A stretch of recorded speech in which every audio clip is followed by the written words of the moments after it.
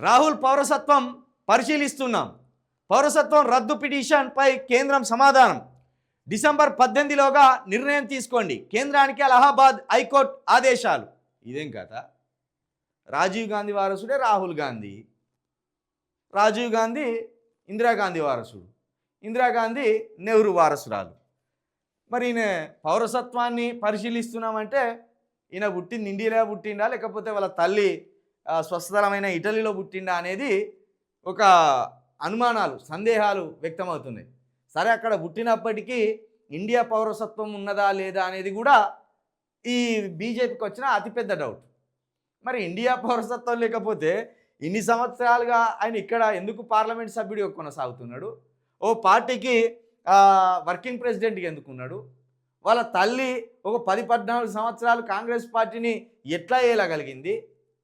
కోడలుగా వచ్చిన ఆమెకేమో పౌరసత్వం ఉంటుందట. రాజీవ్ గాంధీకి జన్మించిన ఆయనకేమో పౌరసత్వం ఉండదట. సేమ్ ఈ రాష్ట్ర కాంగ్రెస్ ఇక్కడ ఎట్లయితే స్ట్రాటజీ అవలంబిస్తుందో సేమ్ రాహుల్ గాంధీ మీద బీజేపీ అదే స్ట్రాటజీ అవలంబిస్తున్నది. ఇక్కడ బీఆర్ఎస్ను ఖతం చేయడానికి, బీఆర్ఎస్ లీడర్లను జైల్లో వేయడానికి ఓ వ్యూహం పన్నుతున్నాడు రేవంత్ రెడ్డి, అదే మంత్రివర్గం. సేమ్ రాహుల్ గాంధీని లేకుండా చేయడానికి, రాహుల్ గాంధీని జైల్లో వేయడానికి, లేదా రాహుల్ గాంధీని రాజకీయాలకు వెళ్ళి శాశ్వతంగా తప్పిస్తే ఇక శాశ్వత అధికారం మాదే అని అక్కడ బీజేపీ ఓ వ్యూహంతో ఉన్నది.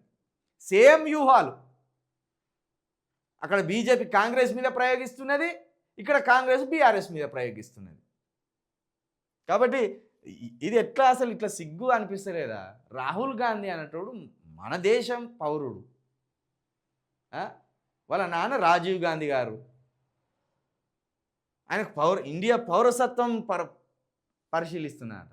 రాహుల్ పౌరసత్వం మీద కూడా మాట్లాడుతున్నారంటే ఎంత దిగజారుడు మాటలు మాట్లాడుతున్నారు మీరు.